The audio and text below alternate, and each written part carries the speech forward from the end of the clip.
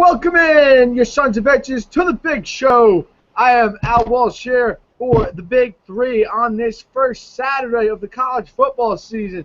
Everybody's ready to roll. Everyone's ready to rock.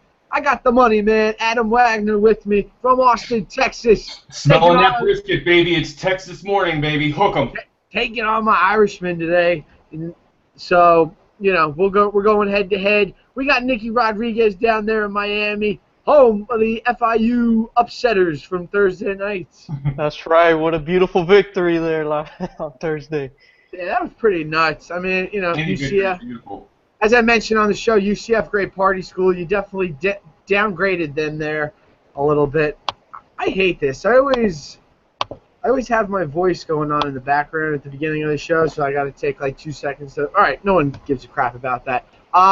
College football, right off the bat, this is where we live. This is where we're at. I'm actually living a couple miles from Rutgers now, so I got a lot of red flowing through the town today when I woke up. What was going on? Who got suspended from Rutgers? I saw it 2 days ago. They released a few. Yeah, they had 5 guys that got into a fight. Somebody got their jaw broke, so when somebody gets their jaw broke, somebody's got to sit down. But yeah, I don't know. The funny part about all that is one of the charges was conspiracy to riot. Yeah, I didn't understand what the why he was indicted for that. I feel like when shit goes haywire, they just start making up stuff, and it's like they're just tacking on, just throwing it in. Like somebody was talking about a bomb. Somebody almost stabbed somebody with the butt end of a knife. Like, who knows, Yeah, and somebody's cousin got butt hurt because they were talking about their aunt. Yeah, I got you. All right, so basically what we're going to do on the show today, we're going to do our favorite pick or lock, a sleeper, and then a wild card. Basically someone that we should be looking out for. We'll do that with each position: quarterback, running back, the receiver. That kind of all goes into the flex. But if you like some of those tight ends, as we've seen early on, some of these tight ends like Higbee from Western Kentucky. Kid from Michigan State last night had a great night. So, there are some pretty good tight end options. It's just, obviously, you got to find the one that works with the system. Right. Exactly. All right. So, Wags, you weren't on for the inaugural college football show. I mean, I was sad. But I used your all's information and placed in the money that night. So. Yeah. Welcome back, Wags. It's good to be back. It's good to be back. So, if you want to send us $1 each on FanDuel, you know where to send that. So, yeah, I'll give you a tip. I mean, listen, people got to eat around here, right? And if I don't have that $1, I don't know what I'm going to do this week. Can't buy that chocolate bar. All right, so being that you weren't on the show, well, let's have you lead it off here. For who do you like today as a lock, a solid stone cold lock at quarterback? Solid stone cold lock at quarterback. Today it's got to be Prescott, man. Right. Prescott from Michigan State. Last year threw the ball 396 times, ran for 210 or ran 210 times. Produced about 400 or 4,500 yards with an offense, 41 touchdowns. Carry the Bulldogs pretty far the next year, or this coming up season. Yeah, they had obviously I believe they were the surprise team of college football. Really got out there in that very competitive SEC West. Dak Prescott was Heisman candidate there for a while. But yeah, I can't see him being stopped today. The only thing that's going to stop me from rostering him is that enormous price tag, but look, hey, we're talking about locks here today, so exactly. Dak is your man. Nick, who do you like as a lock quarterback? I love that pick, Wags. Prescott is a lock pick, but I'm looking at Joshua Dobbs from the Tennessee Volunteers. Oh yeah, great matchup. He's gonna be at home against Bowling Green. I don't think it'll be a complete kill where he's out of the game in the third quarter. I think he'll play all 4 quarters, which is a huge bonus. This guy averaged 28.9 fantasy points last season, and his ability to run and pass the ball is what makes me love him. He's like a Prescott. All right. Runs and passes. plays tough competition against Iowa, Vanderbilt, Florida. So this guy is the man today for me. Lock pick. I really like that. I really like that a lot. I think they're going to have a very good day. I like their offense too, as we'll get to here in a little bit. For me, the lock at quarterback, I'm going with Luke Falk from Washington State. He's going to run you 9,600 on DK. Now, granted, they are playing the Portland State Vikings. That doesn't even sound like a real team. Just so weak and scrupulous. They probably, like, if they were on NCAA Football 14 on, like, PlayStation, they'd be that, like, FCS school or whatever. Or the D1AA school is what they say, or something like that. But yeah, I mean, listen, it doesn't matter who Washington State plays. Mike Leach, he likes to throw the ball all over the yard. Last year, Washington State actually played them. They won 59-21, and the quarterback at the time, Connor Halliday, he threw for 544 yards and 6 touchdowns.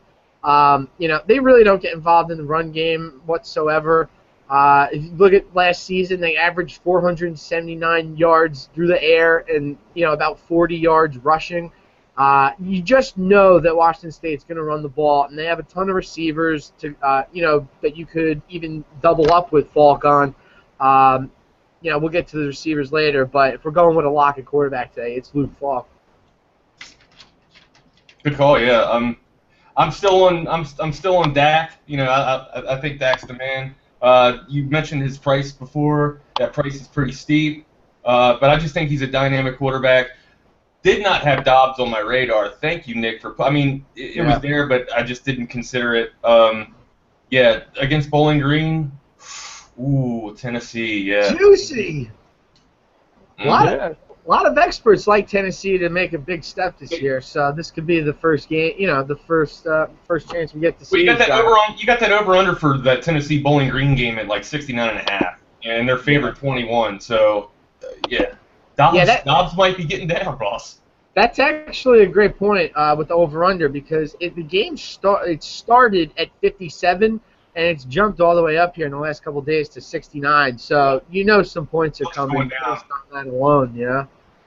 All right, great breakdown of the locks. All right, so let's get this. Damn, that brisket smells good. Shit. The meatloaf. All right, so it's not to get off topic or anything, man, but when you I don't know what it's like for you guys, where you're at for college football, but basically Austin's professional team is the Longhorns. So when you go out to any store, like grocery store, I mean, they're all decked out in burnt orange. God, I got goosebumps just talking about it, man. Everybody it's just a atmosphere. The ambiance here it's irreplaceable. Granted, our football team, we've been down, the past couple of years. Chuck Strong's coming in there and turning the program back around, getting it steered in the right direction. Texas football is back on the rise. I'm really excited. I wish we could win today. I don't think we will. Yeah, you're gonna get your ass kicked, even with that inspirational speech. It's gonna get stomped, but hook them. Always faithful. It's college football, man. You can smell the brisket. The atmosphere's in the air. Holy shit. Nick, what's the? I mean, because I've lived in Tampa before, and all the big three teams are pretty supported very well there. But what's the atmosphere down there like in Miami with college football? Down in Miami, it's all about UM. Mm-hmm. FIU's, the little school. FIU's the big. I mean, what happened? Yeah, UM's in Coral Gables. How close are you to Coral Gables? 20-25 minutes. Right on. See, I'm sure it's mad chaos on game. They play at the Dolphin Stadium, actually. Uh-huh. Yeah. So it gets crazy there. Yeah. Now, do you get there are a lot of fans of, like, Florida and, and, like, Florida State down there in Miami, or is it just strictly the U? No, it's mostly UM. I'd say about 75-80% UM. You got those FSU fans, and you got those Florida fans. Those are the three big schools down here. Nice. Well, put it on the board. That's something that all three of us need to go do. We need to go tour some college campuses on game day, man. That's just yes. It's I would love to speak. We got to do a segment on this show to rank the hottest college cheerleaders. Okay. Done. Maybe not this one, but I mean, definitely. Everybody wants to know that. That's based off of where I made my first decision on where I wanted to go to college at. Who's got the hottest cheerleaders? I just wish I was a better enough caliber to have gone to more than a Division II school. But, Hey, you're great on this show. That's all you need to worry about. And my grandma always said I was great growing up. She wouldn't lie to me. Right. Yeah, you're at a D1 show here, Wags. Don't worry about it. Oh God. All right, let's get to some quarterback sleepers. Wags, kick us off here. All right. So for my sleepers, man, we're gonna have to go look at Penn State. They're not gonna be playing this week, but just some guys that you want to keep in the back of your mind. Hackenberg, man. Hackenberg, he's got some real good flashes. Penn State's starting to build a really good school or a really good offense around him now. Look for Hackenberg to make a splash in the Big Ten. Not so much going. I mean, there's really not that many good teams in the Big Ten if you think about it, right? You have Ohio State. My dad will kill me if I don't mention Maryland, but they're not that great, Dad. I'm sorry. Jersey's Rutgers. Pretty much. But anyways, Hackenberg, the offensive line is great for Penn State, and the talent that's being built around Hackenberg I look for Hackenberg to have a pretty good season this year. Potential number one pick in the draft. Yeah, I mean, I've heard the same rumblings about Hackenberg and his future in the NFL. A lot of high execs like him a lot. Now, I had Hackenberg as my sleeper, so thank you for stealing that. I'll take another one.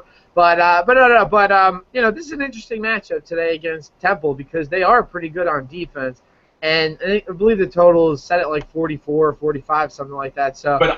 I just don't think. I think the offensive line for Penn State is way bigger than they are. I think I read last night that they were a good 20 pounds heavier on average. That's where you win your battles, man. That's tough. I think Penn State's line's phenomenal. I think, and I understand what, the over-unders, they usually dictate what's going on in the game. But, Thursday night, I mean, we're looking at like that Western Kentucky Vanderbilt game. That over-under was set in the high 60s. It was, 3-0 going into the fourth quarter or whatever the hell it was. I mean, so I don't know. I think a lot of these are very, very tough to dictate how they are. There were a lot of points put on the board last night.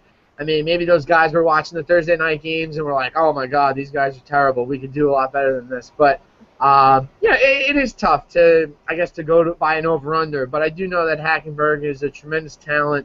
So, yeah, I mean, I like that a lot. I mean, obviously, I was going to say it, but... Didn't mean to steal your thunderballs. I hate it. That's why, I mean, I always want to have, like, two, for an alternative pick in case you guys pick my picks, but... Right. That's what our picks are, man. You know what I mean? So if it comes across consensus, then fuck it. I mean, it's internet. We can say that. Yeah, absolutely. We got no FCC regulations, but listen, I have one in the back. I have a backup sleeper. So, all right, Nick, who are you going with? I don't know if this is a sleeper pick. This is for the late night slate. I got Drew Hare. Okay. I consider him a sleeper because everybody's looking at Wags' boy Prescott. But Drew Hare is the quarterback for Northern Illinois, in case you guys don't know. He's going to be facing UNLV, one of the worst defenses last year. Brutal. Drew Hare threw for 2,322 yards, 18 touchdowns in the air, 8 on his legs. I can see this guy having a big game. I can say maybe even bigger than Prescott. Uh-oh! Wow, man. What are you thinking, like 350 in the air? Combined. 350. No, sorry. That's a little ridiculous. 250 on the air, 100 on his feet. All right, that 350 combined, right on. I mean, I don't see why the guy couldn't throw for over 300 today. I'm calling a dong day here. Dong Look at you integrating the two sports. I fucking love it. Well, who's the quarterback for Northern Illinois over the last 2 years? I can't think of his name right now. But Blake Decker? No. Shit. For Illinois? Illinois starting quarterback? Nah, Northern Illinois. Okay, yeah. Jordan Tunney. But yeah, I mean, they were more. That quarterback was more of a runner than he was a thrower. But I mean, regardless, these programs kind of just carry over, 1 year after the other, and just move the pieces in and out of the lineup. So I don't know if he's necessarily going to throw the ball a ton, but he should probably get his running yards in there. Definitely. Who's your sleeper? As a sleeper, I'm going with Matty Mock out of Missouri. Last year, he's going to run you 6,500 on DK. I actually really, really like him a lot. They're going up against, I believe it's Southeastern Missouri, so, good luck with that. Last year, Matty Mock, 2,648 yards, 25 touchdowns, 13 picks. Pretty talented offense around him last year. And I know, Matty Mock, he kind of hasn't necessarily performed that well in the big games. If there's a stretch of 3 games this last year in 2014. Now, this is at South Carolina versus Georgia and then at Florida. Combined, guess how many points he had on DraftKings? Combined? Combined. In these 3 games combined. I don't know. Give 75. 7.26 combined in these 3 games, right? Now, in the other 11 starts, he averaged just under 22. So I feel like a lot of the field is going to take a look at those games, South Carolina, Georgia, Florida. Guess what? He's not playing those teams today or anywhere near it. You're probably going to see the guy that averaged just under the 22 in those other 11 games. So, I really like Matty Mock. Get it going early for this team. Missouri's ranked 24, so a lot of high hopes for them this year as well. Great breakdown, man. Yeah, that's pretty good. Another guy I want to throw out there, too, just in case, you can't get the people that we're talking about in the lineup. There's a guy out there named Jared Goff for Cal. And yes. This guy, he almost had 4,000 yards last year. His TD interception ratio was 35 to 7. The guy can play. Hands down, their stats don't lie. I really think that Cal, they're in a watered down conference with the Pac-10, I believe, but or what is it, Pac-10, Pac-12, whatever the hell they are now. Pac-12. Yeah. But yeah, I mean, Cal, great quarterback there, or a great coach there at Cal as well. Definitely getting some. That is one of my sleepers here for the whole season. I really believe Jared Goff is just going to have a tremendous year. Yeah, I mean, he put up. For me, what really tells me how good a quarterback is, it's not the rating, it is the TD interception ratio, which means he sees the route, he doesn't force balls in there, he actually has time to throw it, or he considers throwing the ball away. And that's why I think this guy, he's not going to get any points taken from you, he's only going to add to your total. Yeah, he had a great year last year. That Cal offense is high-powered as all hell, and especially in that Pac-12, I mean, a lot of these games are amazingly high-scoring. So especially, he's going against like a Washington State or an Oregon or anybody in the Pac-12. I mean, yeah, they're going to be putting some points up. So yes, definitely look out for Goff, and he is a much cheaper option than you'll probably find out there. All right. Right. All right. Yeah, so I guess, I get one more quarterback that, just a wild card that we should be looking out for out there today. I like Cody Kessler. He's not a sleeper. This guy was an animal last season. Another guy from the Pac-12. Should be a high-scoring game between Arizona State and USC. Yeah. Threw for 39 touchdowns last season. This guy looks NFL ready to me. Right on. Wags, who you got? That's all my quarterbacks that I'm giving. Oh, okay. Ooh, look at you. If you got more quarterbacks, come to www.thewagnerwire.com. Beautiful. Again, that's www.thewagnerwire.com. My quarterback to watch out for today, Kyle Allen from Texas A&M. I'm in love with this guy. If I could adopt him, that's your heart pick? Yeah, sure. Well, this is my wild card here. 7,800 on FanDuel today. I need a price check on him on DraftKings while I'm talking about him. But yeah, I mean, this is funny how I came across Kyle Allen. I worked for this company for about a week, and it was breaking down high school football game film so that the programs could have it. And it was way too much time for no money, basically. So I was like, thank you, but no thank you. But the one game I watched was of Kyle Allen when he was in high school, and I was just amazed by this guy. The kid's got enormous talent. He's kind of like the new age Randall Cunningham. That's who he really reminds me of a lot. Going up against Arizona State today, it's an incredibly marquee matchup. And Texas A&M, listen, I mean, over the last couple of years, you've seen the type of offensive production that's coming out there.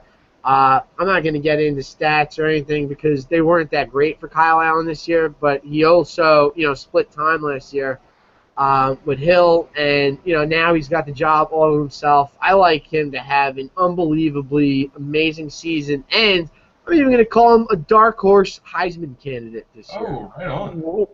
In the background. It couldn't pop up like Johnny Manziel. You know how Johnny Manziel played at Texas A&M. This kid's got all the ability to do that and more. 6,600 on DraftKings, by the way. Indeed, yes. I mean, amazing value play right there. All right, so let's talk about these guys that hold the ball in their hands and run with it for a living. We're talking about the running backs. This is the heart of college football right here. Not everybody's the greatest thrower in the world. Right. More often than not, you got a lot of teams that are going to be running the ball, and especially on week one, I feel like when the offense isn't going well, this is where teams go to cop out and get the offense going. I had some pretty nice plays, or at least one play running back last night with I can't think of his name again. The kid from Michigan State. Young Frosh there going against Western Michigan. London? I'm sorry. I know. Hey, listen, everybody. It's week one, all right? So if you see us struggling with some names, cut us some damn slack. Get in here and tweet at us. Tweet the names at us. Yeah, man. All right, so, Nick, we'll start off with you with the running backs. Who you like here today as a lock to just absolutely destroy the field? Ooh, I know you guys want me to say Nick Chubb, but my guy is Ray Lowry. All right. The running back from Old Dominion. This game should be on ESPN if you ask me. Old Dominion against Eastern Michigan. Ray Lowry's going to make a name for himself. I like that Old Dominion program, by the way. They have one of the nicest stadiums in all of college football. But go on. I think they have a nice future. Yep. Last year, ran for 947 yards. That's not impressive, but 16 touchdowns. Whoa. So when they're inside the 20, he's going to get the ball. And those touchdown points can be huge. Can be the difference between a win and a loss in fantasy. But this is my guy. I'm going to be following him all year. You might hear me mention his name a lot.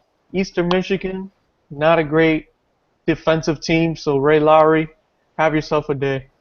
Have yourself a day, kid. All right, I'm with it. Wow, he's going to run you damn near $10,000 on FanDuel. Worth the investment. Yeah. Hey, go for it. I like it. I love, that Old Dominion program. I actually, I watched a lot of their games when they weren't a D1 program. I just remember catching, a lot of their games more often than not. But this is an up-and-coming program. They're more of a basketball school, but now they got their football legs under them, and they're a very exciting team to watch. Nick's absolutely right. A lot of flying pieces all over the place there at ODU. I've been there before. When I used to live in Virginia, took a trip there, so know the campus a little bit. Not exactly a great party school. Not as much so as like UCF or Miami, but good peeps out there at ODU. Let's put this game on ESPN. They're not going to make any money off of it. Yes, we are. They won't. We will. I'm going to call Kirk. Kirk. I like Kirk what the hell, man? What the hell, dude? Wags. Is that Kurt? Jesus in the back, building. got back. Wags, you got a running back today. Well, Nick kind of, gave it a foreshadow a little bit, but I'm a little excited. I kind of got a little bit of a Chubb in my lineup. For 10,000 or $10,200. Thanks for that that value stat on Chubb though for his value, his draft value. Yeah, Nick Chubb, man, for Georgia. Who cares that Grueley's not there? That program has got a phenomenal running program. Chubb ran for 1,547 yards last year as a true freshman. That's like almost 7 yards per carry. That's sick. That's sick. He didn't even get regular touches until the last part of the season. So, or not the last part, but around like the mid-season, 6th or 7th game. Chubb he's obvious. He's the obvious candidate for a great running back today. His price is up there. You're going to have some problems fitting other people in your game. But, that's my lock. They're playing Louisiana Monroe. Who's that? It's time. You know what I mean? It's time to get your Chubb up. Great high school. It's not going to be that big of a deal. Georgia's going to step in and just roll this team. Right on. Yeah, my lock at running back today. I know Nick had the quarterback here, but I'm going with the running back. I really love myself some Jalen Hurd today. Gonna run you 8,300 on FanDuel, 6,900 on DraftKings. Again, Tennessee's gonna run it up in this game. They have a ton of options there. I know their top receiver Pig Howard is out today. So I look for more of a little bit of a running game, and I think more guys are probably going to go towards the air with Tennessee. In terms of ownership rate, so you might separate yourself a little bit if you go with Hurd. Again, going to be tremendous amounts of offense. I'm sorry, I'm getting thrown off here, but getting a lot of offense coming in this one, and I think you could kind of have a little bit of a sneak play if you go with the running back as opposed to the guys throwing and catching the ball from Tennessee today. I love that pick. That's why it's an elite pick in terms of ownership level. Maybe not necessarily production, but I think ownership level, and you can really get it in there. Damn, everybody is like, you can smell the brisket, man. They wake up. They wake up early in the morning to start smoking it. Right. Oh my God. And now so it's about a good 3 hours into the slow cook. So now you can just, man. Stop talking about it. Oh God. Stop talking about it, Wagner, or else I'm gonna hop on a flight in like 2 seconds. Don't threaten me with a good time, Al. Get your ass down here. Oh yeah. All right. What do we got in terms of sleeper running back? Everybody gave it. What do we got in terms of sleepers? Well, I don't know if he's so much of a sleeper running back. Maybe he's not to me because I watch the Big 12 all the time. But Perrine, man, from Oklahoma. I know it's sacrilegious me talking about a Sooner. No Boomer Sooner, fan support here. I'm just telling you what I see. This guy went over 200 yards 3 times as a freshman. Broke the college football single game rushing record. Had 925 yards and 10 touchdowns over the final 4 games last year. It's phenomenal. And this, I got this. If you're looking for this information I got, you can go to thebiglead.com. This is where I got this at. Really great write-up on Prescott, Perrine. These guys are just phenomenal. There is no defense in the Pac or in the Big 12. There's just not. Definitely Texas doesn't have any. We've been getting killed up the middle since Casey Hampton and God, I can't. The big guy from Texas, Jesus, Rogers? Yeah, Rogers. Rogers and Hampton left, man. So I see this guy Perrine running all over the Big 10 this year, or not? Sorry, the Big 12 this year, and college football in general. I don't know how much of a sleeper this guy is, But if you guys haven't heard of him, now you do. Thank you. Now you have. Like that pick. I'm going to go with my sleeper here, Derrick Henry from Alabama. He is Alabama? going to be replacing TJ Yeldon at the running back position. This guy is humongous. 6'3", 241 pounds. This guy's going to run over people tonight. He's going to make those Wisconsin guys look tiny. Those guys are big. Oh, man. They are I'm sorry to go off topic, but I don't know if you're watching College Game Day right now. They have this competition where they have massive Cheez-It boxes, right? So it's like a new take on cornhole. So the Cheez-Its kind of look like cornhole bags. So that's where they're going. So they're trying to like throw it into the box. Like, this is amazing. Like, where's this game been my whole life? Anyway, I know we're talking about sleeper running backs. I should be paying attention, but when I see big Cheez-Its going into big Cheez-It boxes, a light bulb in my head goes off. Cheez-Its. I love Cheez-It. The white cheddar Cheez-Its, those are amazing. You don't say that. You don't say that. The spicy ones are good too. All right, so if we're looking at a sleeper at running back, I got to go with two, but they're in the same game. So pick one. Go heads or tails on this one. Justin Jackson out of Northwestern, 7,300 on FanDuel, $5,000 on DraftKings, and Justin McCaffrey from Stanford, $7,000 on FanDuel, 4,800 on DraftKings. Man, Look, you really gotta love that exchange rate, that DFS exchange rate, huh? Yeah, right. Look, I know that this isn't a high game in terms of the over/under. They're at 45. But opportunity is a knock in here. Both of these teams are very run-oriented offenses. Now, I know Stanford was very good against the run last year. They lost a lot of those guys. So you might be able to hit lightning in a bottle here with Jackson, going against a very inexperienced defensive line. I really, really, really love to target running backs out of the Northwestern system. Yeah, they're going to throw, but you know what? These guys also catch the ball, too. Historically, they've had a lot of good receiving running backs. If I had to pick a gun to head, I'm probably going with Justin Jackson. But, don't get it confused.